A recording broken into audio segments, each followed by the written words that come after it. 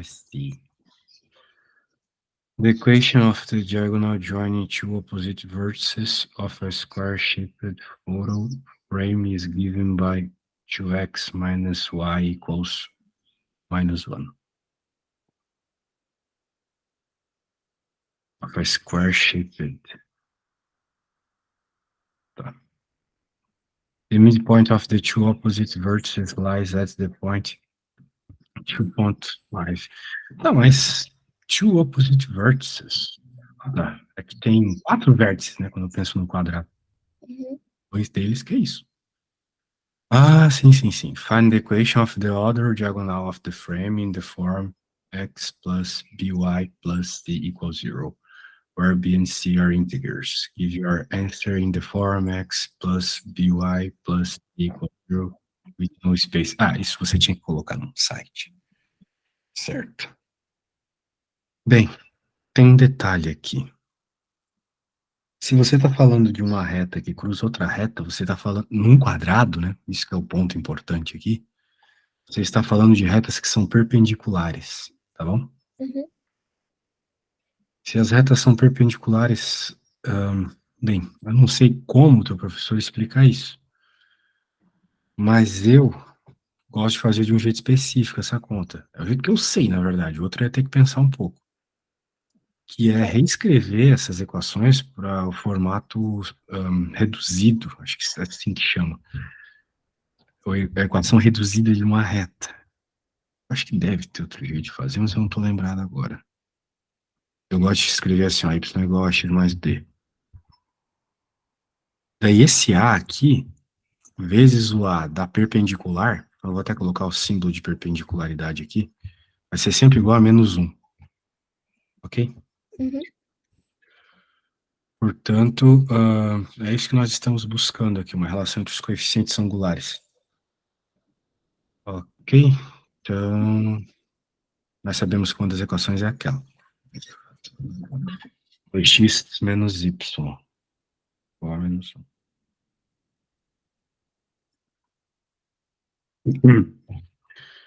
Se eu isolar o y,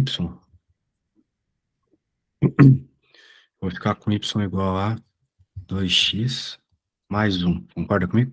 Uhum. Muito bem. Então, quem que é o a dessa reta? É o 2. Uhum. Portanto, agora eu vou escrever uma coisa aqui para que tu lembres depois, né? Como as diagonais como são diagonais, como as retas, melhor dizendo, são diagonais de um quadrado, significa que elas são perpendiculares entre si, ou seja, existe uma relação entre os coeficientes angulares, portanto, achamos da primeira, temos o coeficiente da primeira, e agora, pela relação, acharemos o da segunda.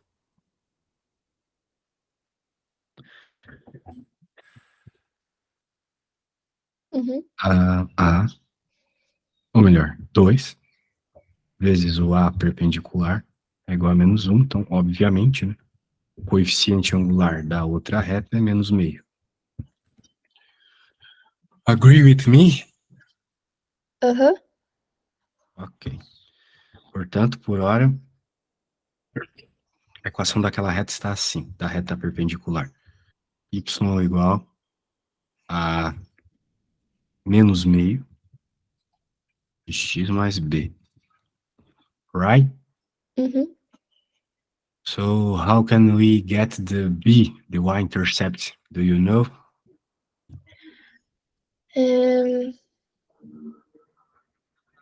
Let's see again the question. We have this point, right? Uhum. And this point is a similar point to the two lines, right? Uhum. So this point will work in the equation of the another line too. For example, put this number here, 4 minus 5 equals -1 is right. This point is a point of this line, right? So if I take this point and put this here, I will have a right equation, a right math here.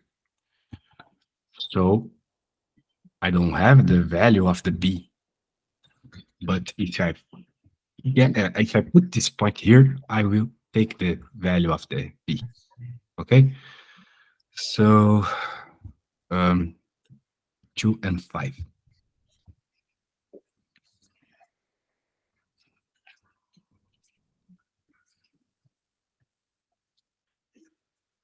Do you understand? É só substituir, então, os pontos. Basicamente. Tá. Mas por quê? Porque esse ponto faz parte dessa reta também, entendeu? Uhum. Agora vai dar 6, né? Então a equação da reta foi simplesmente menos meio de x mais 6. Mas não é dessa forma que o problema quer que nós apresentemos a resposta. É que explique ela como x mais b, y mais c igual a zero. Você sabe transformar para esse formato aqui, então?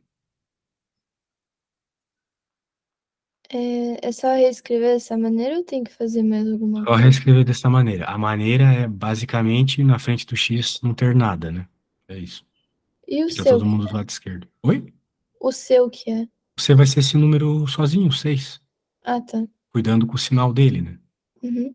Beleza. Então, quando chegar aí na equação nesse formato, tu me fala como ficou, tá? Tá. Mas então, é que o B, então, não é o 6. Porque tem B e C. O b é o número que multiplica o y. Mas o importante é que você precisa que na frente do x não tenha nada. Esse é o segredo aqui. Tá, então fica menos um meio na frente do Y? Não, eu vou fazer. Ó, vamos organizar aqui primeiro. Vamos deixar todo mundo do lado esquerdo. Vai ficar um meio de x, né? Tô passando pro outro lado, tá? Meio de x mais y menos 6 igual a zero, certo? Uhum. Tá certo por enquanto? Ou melhor, você já poderia colocar isso e valeria como resposta certa? Não. Porque na frente do x não tem nada. Ah, Então tá. precisa que não tenha nada na frente do seu x também. E a única forma de fazer isso é multiplicando todo mundo por 2. Concorda comigo? Uhum. Porque daí 1 meio vezes 2 dá 1, não aparece nada na frente do x. Só que aqui tu vai ficar com 2y, e aqui tu vai ficar com menos 12. Então tá aí os valores do b, do c.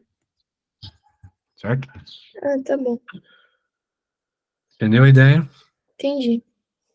Então, se tiver uma outra dessa aí, seria legal a gente fazer agora. Você fazer. Será que tem uma parecida ou não? Deixa eu ver. Bem, se não tiver, eu faço uma parecida.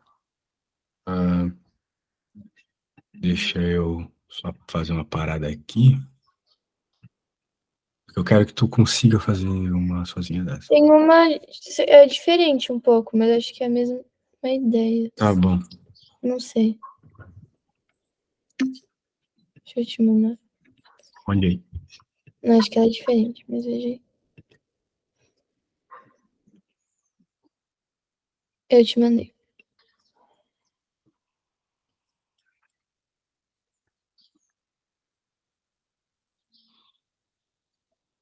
Deixa eu ver aqui. Ver se é parecido. The equation of two perpendicular lines are given by y equals to x minus 1 and y equals to minus 1/2 x plus 4, the point of intersection of these two lines, the midpoint M of the line segment joining A 0 and B 0B. Find the values A and B. The point of intersection of these two lines is the midpoint M of the line segment. Entendi nada. A0 é um ponto ali. e 0b a 0. Ali, 0b é um ponto lá. Ah, que junta o segmento. Porra, não tô entendendo muito bem esse enunciado, para ser bem sincero. Bem, mas de toda forma, eu bolei um enunciado muito parecido do anterior. Uhum. Bem, eu vou salvar aqui para tu não precisar ficar gastando teu olho. Vou te enviar. Vou colocar o enunciado parecido aqui.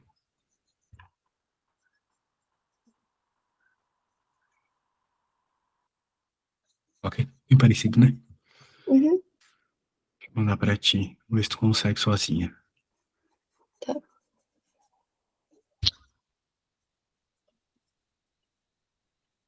Tá na mão, mas acho que você não vai precisar.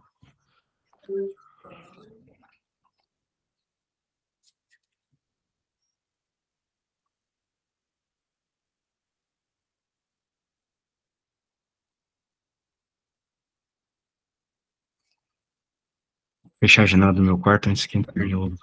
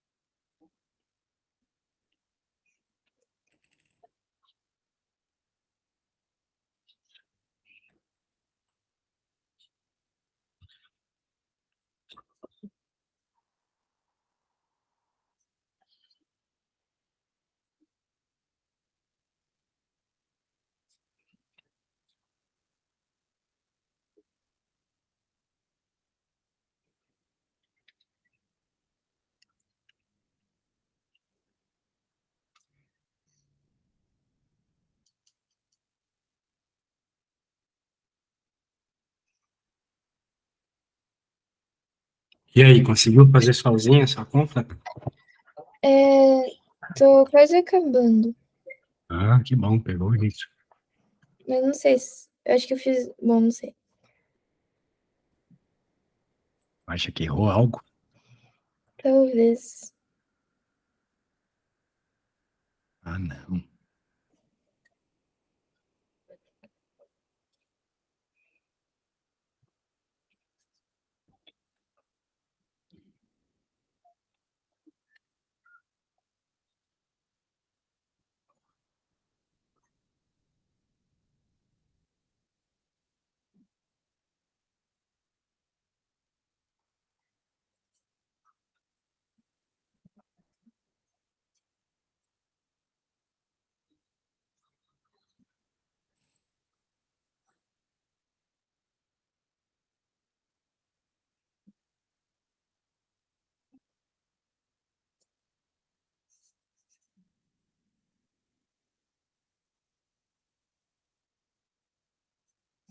Você tem alguma prova próxima ou algo do gênero?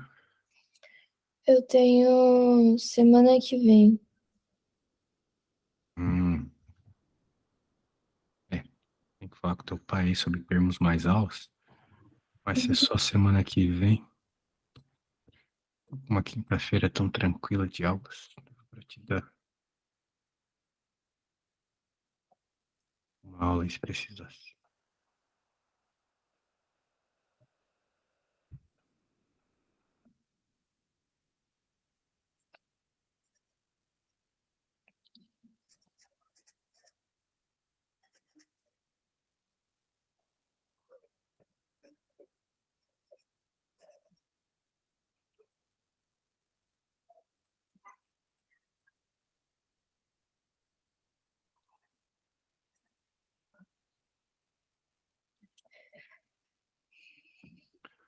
Deu x mais 3y menos 8,1 igual a zero.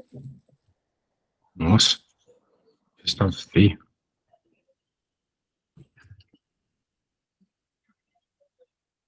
É, não tem mandar uma foto, tô achando estranho isso. Tá.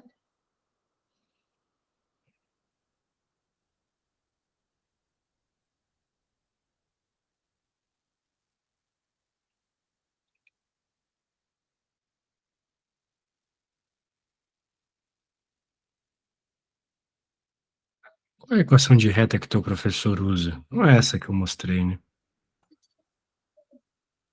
Como assim? É y igual mx mais b.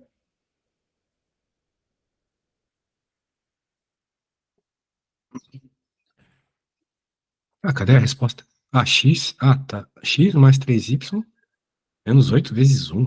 8,1. Você tá errado. Mas isso não importa muito agora. O importante é que os passos estão certos, tá bom? Deve ter errado alguma coisa em algum momento, alguma continha básica aí. Mas o importante é que você entendeu o que tinha que fazer. Vamos ver a próxima. Um box plot. The hours of sleep for 69.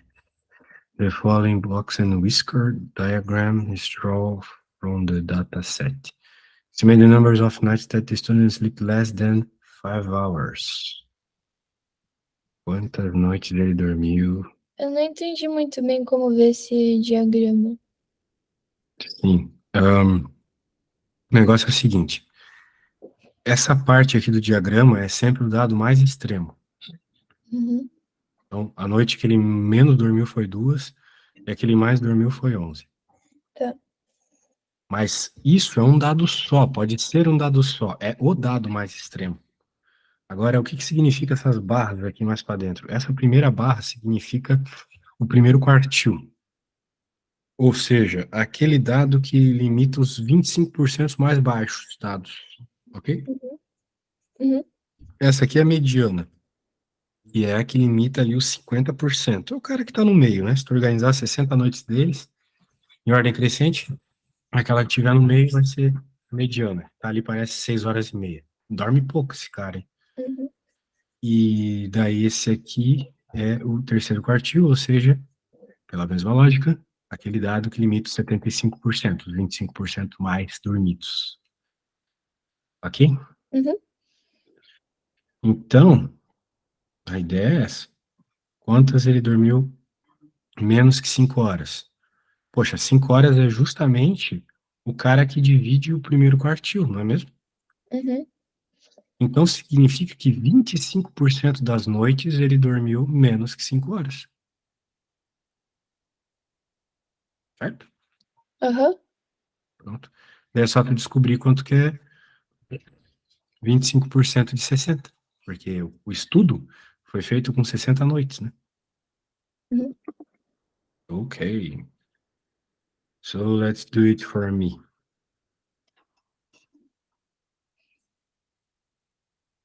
É 15? Até porque 15 vezes 4 é 60, né? Pegou a ideia? Uhum. E se eu te perguntasse, por exemplo, quantas, quantos dias você esperaria que ele tenha dormido mais de 6 horas e meia? Daí você pega o mediano ali? Tem a ver com a mediana, porque a mediana tá nas 6 horas Sim. e meia, mas a pergunta é, quantas noites ele dormiu mais de 6 horas e meia? Mediana, tu falou, 50%, né? Então, Uhum. vai ser quanto? 50% de 60 seria? Exatamente. Beleza? Isso aí. Uhum. Claro que é só um valor esperado, até porque deve ter bastante gente ali, bastante noites que ele tenha dormido a mediana mesmo, 6 horas e meia. Então vamos para a próxima. Tu tentou e errou essa. É isso. Oi? Tu tentou e errou essa questão. Essa Você aí? tentou e você errou. Eu estou lhe perguntando Sim, se. sim. Sim, sim. A mining company is trying to decide whether a particular region would be a good location for their next copper mine. They perform a feasibility study by collecting 40 samples from around the region and calculating the percentage of each sample that is made of copper ore. Ore. A new word to me. The calculated frequency curve below shows the data they collect. Use the graph to identify the median percentage of copper ore in the samples. Onde estaria a mediana?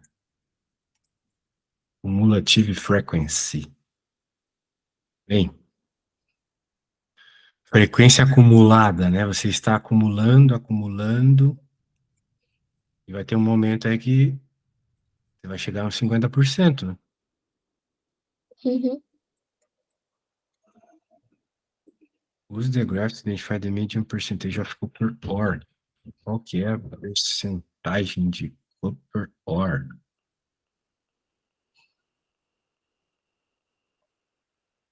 Bem, a gente tem que ver onde está os 50% dessa parada, né?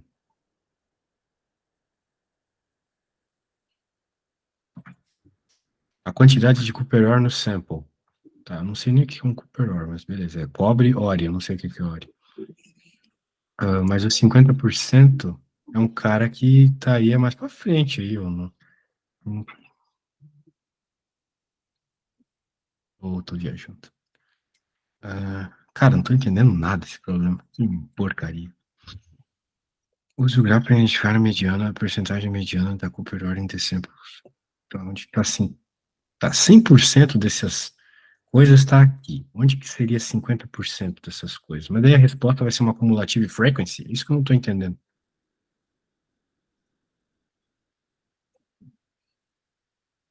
Ou eu tô entendendo mesmo, mano. Merda.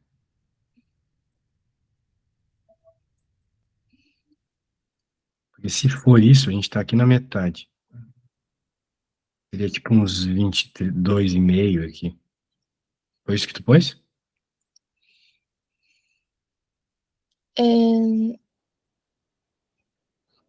Eu Eu não lembro o que eu pus, mas eu acho que eu fui contando ali os quadradinhos e daí eu dividi em 2, mas acho que tá errado. Hum.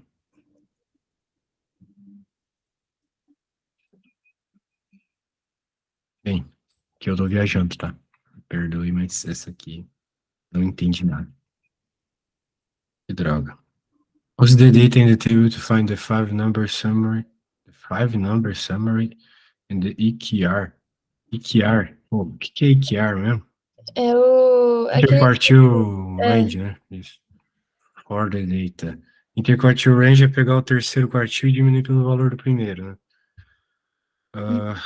Bem, sabe fazer? Você sabe encontrar os quartis? Tem uma fórmula, né? Os quartis mais ou menos, mas o resto eu sei. A equação do quartil é bem tranquila. Deixa eu te mostrar aqui.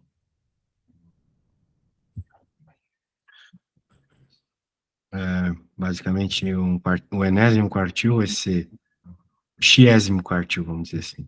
Vai ser n vezes x dividido por 4. Onde n é a quantidade de dados que tu tem e o x é o quartil que tu quer. Tipo, o primeiro ou o terceiro. Se tu quer o primeiro quartil, tu coloca x igual a 1. Se tu quer o terceiro quartil, x igual a 3. Uhum. Entendeu? Sim. Então, por exemplo, digamos que a gente queira o primeiro quartil. Quantos são os nossos dados aqui? 26, de acordo com a tabela de frequência acumulada.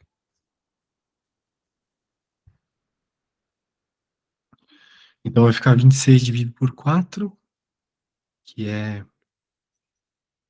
6,5. Certo? Uhum. Então significa que o primeiro quartil, ele está entre o sexto e o sétimo dado. Tá. A posição do primeiro quartil, vamos dizer assim, está entre o sexto e o sétimo. Porque 6,5 é o número que está exatamente entre o 6 e o sétimo, né? Uhum. E onde está o nosso sexto e o sétimo dado?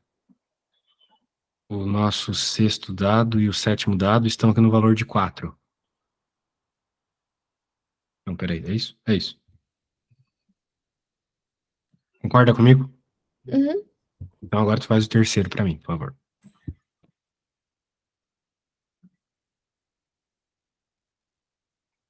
Daí eu colocaria 4 como É a... o terceiro quartil, então você coloca 3 no lugar do X. Ah, tá.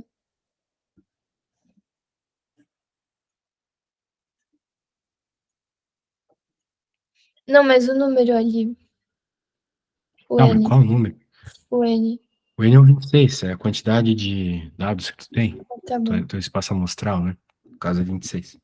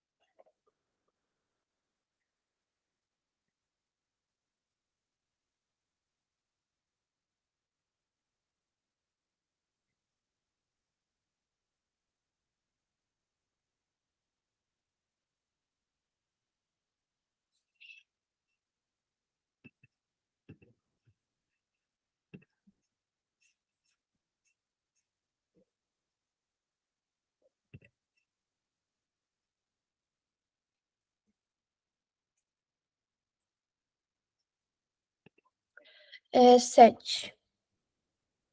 Então você está me dizendo que o valor do terceiro quartil é 7. Uhum. Então o interquartile range é 3, né? Uhum.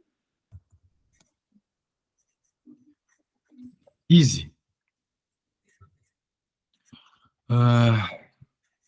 Vamos para a próxima.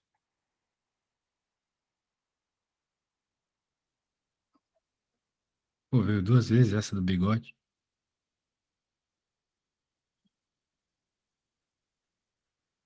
Ah, não, ó. At least 5 hours. E aí, pela mesma lógica... não.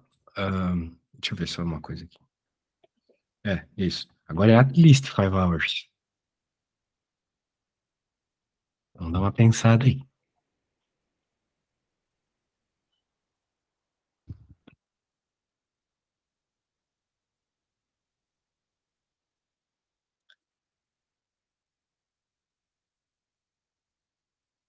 Então, seria aquela linha ali do 5? Que é 25%? Bem, vamos lembrar que essa coisa, ela tá te dizendo as porcentagens na prática, né? Essa linha aqui é o primeiro quartil. Ou Então, seja, antes dela tem 25% dos dados, depois dela 75%. Certo? uhum. Então, sim, é com essa linha que você vai fazer a sua análise. Isso mesmo. Mas seria 15, não?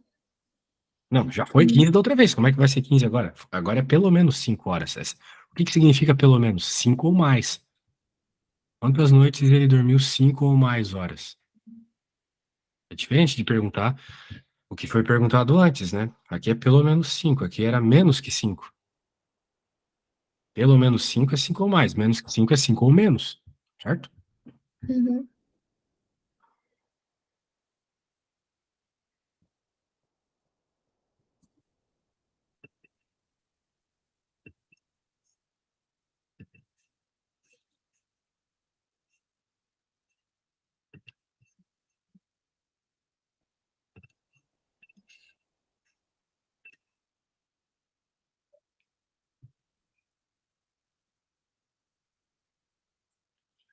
Mas eu acho que é 15, porque não é 25%. Como é que pode ser 15 horas ele ter dormido menos de 5 e ao mesmo tempo mais de 5? Não tem como.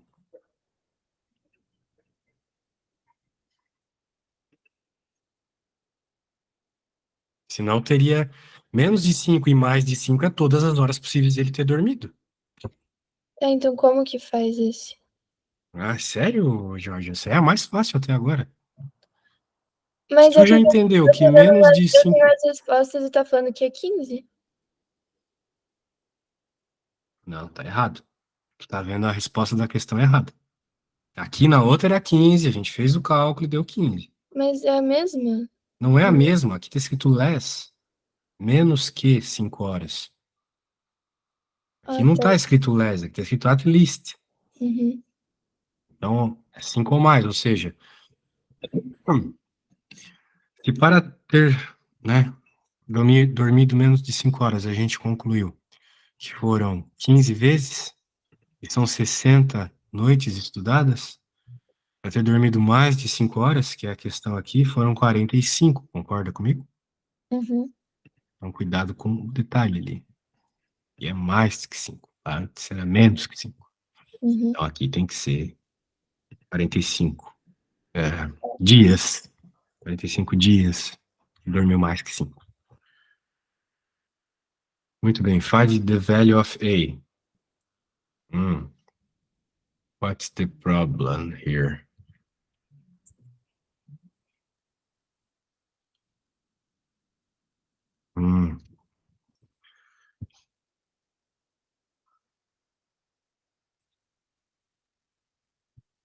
Bem, aqui tem que ver onde que tá rolando a quebra.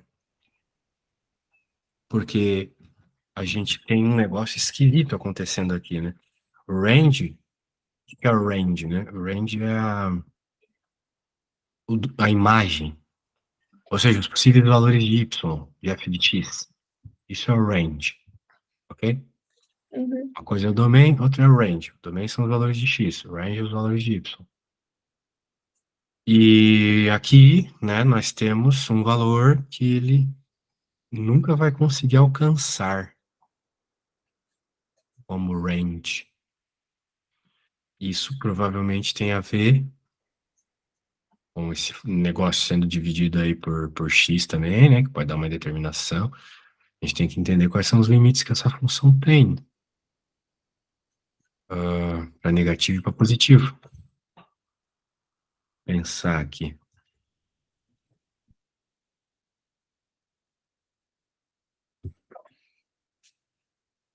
Se a gente coloca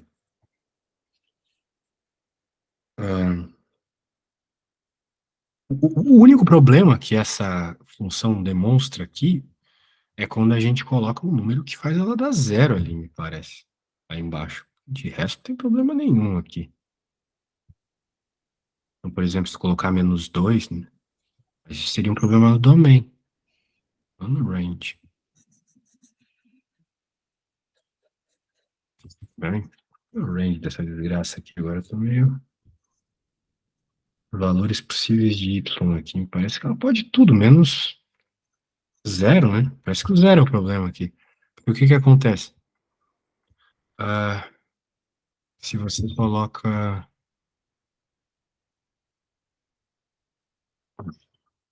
Abra o Word.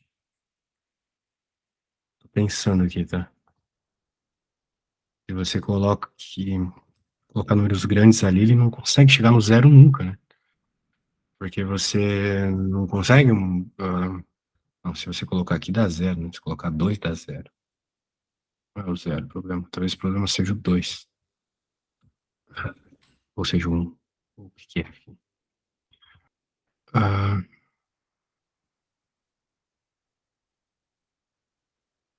Valores que ela nunca chega. Zero. Bem o zero. Passa no zero.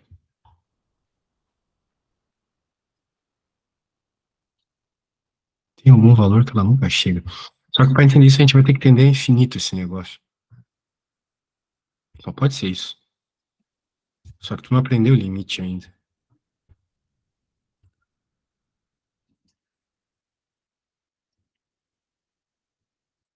Se a gente entender isso aqui infinito, vai ficar... né? Vai ficar -1. O valor é o -1 aqui.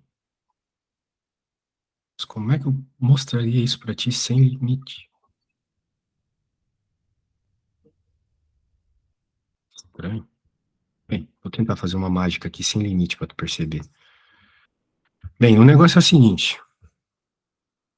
O problema aqui para a imagem é que se você colocar números muito grandes aqui embaixo, ela vai tender algum valor que a gente não sabe qual é. A gente tem que tentar descobrir isso. Qual é o valor que essa função vai para quando a gente coloca números muito grandes nela? Que é só isso que tem de problema. Números muito grandes aqui. Tipo, de resto a gente sabe que ela vai para infinito, se os números aqui embaixo se aproximarem de zero, a menos infinito também. Mas tem algum limite aí, de acordo com o enunciado. E isso vai aparecer, então, não quando aqui for zero, mas quando aqui for infinito. O problema é que quando aqui for infinito, aqui em cima também vai ser infinito. Daí tu tem essa indeterminação. Portanto, a gente tem que pensar em como lidar com isso. Tu já trabalhou com infinito na escola? Não. Tem uma forma de resolver isso aqui, é, por exemplo, somar 2x e diminuir 2x, mas ficaria muito bizarro. Também aparecer um outro termo ali com um x, o que seria meio estranho. Bom, pra mim é tão claro que a resposta é -1 aqui, mas só funciona se tiver infinito. Que raiva, cara. Ó, digamos que eu deixo o x em evidência, tu vai ficar com 2, -1 sobre x. E aqui, se eu deixar o x em evidência também. 2 menos... Ó, fiz errado aqui. 2 sobre x menos 1. E aqui 2 sobre x mais 1. Certo? Uhum. Então agora você pode pensar o seguinte, bem, uma vez que você concluiu que o problema nessa função estava nos valores muito grandes, para a gente entender qual é a tendência que ela tem, uma vez que até se você lembra um pouco das nossas aulas aí de funções, esse negócio vai ser algo assim, né? O problema é que a gente não sabe onde ela vai passar, se é aqui, ou se a função passa aqui embaixo, né? Alguma coisa assim, entende? Uhum. A gente só sabe uma coisa: o ponto onde esse bagulho acontece é no -2. Essa mudança de comportamento, entende? Que ela vai para o Uhum. infinito, que ela vem do infinito. Então a pergunta é, para onde que é essa tendência? Onde que é essa assíntota? De assíntota tu lembra, a gente já falou. Tu tá buscando essa assíntota em Y aqui, qual que é esse valor, entendeu? Uhum. Esse valor vai ser o que vai dividir o range desse problema. Então a gente percebe que esse valor acontece quando a gente joga, ou se aproxima, quando a gente joga valores muito altos de X, certo? Certo. O problema é que se a gente colocar valores muito altos de X ali, a gente simplesmente não entende. Porém, se eu faço isso, se eu deixo o X em evidência, eu reparo que corta aqui, então dane-se o valor de X que eu estou usando, ele vai ser igual. E se eu estou pegando valores de X muito alto, aqui vai dar zero e aqui também, né? Concorda comigo? Uhum. Porque 2 dividido por um número muito, muito alto é zero. Quanto mais alto, melhor para a gente analisar aqui. Então vai sobrar só -1 e 1, ou seja, o valor que essa coisa está atendendo é o -1. Percebeu? Aham, entendi. Detalhe, eu usei coisas que supostamente você não viu ainda. Mas eu não consigo pensar uma outra forma de fazer esse problema, tá? Eu vou perguntar pro Sinceramente. professor pra ver como ele fez. Veja com ele aí, mas se precisar apelar, você já sabe, né? Beleza. Ah, voltamos para aquela outra questão. Era só isso? É, essa a gente já fez. Sim. Bem, então é isso, né? Uhum. Show. Então, pô, sorry about that, because I really don't know what's doing here. Uhum. Tudo bem. Beleza. Eu vou tentar pensar, se tu tiver aí para me enviar, a gente reflete junto na nossa provável próxima aula, beleza? Tá bom. Tchau, Tá obrigada. bom. Eu que agradeço, Georgia. Tchau, tchau.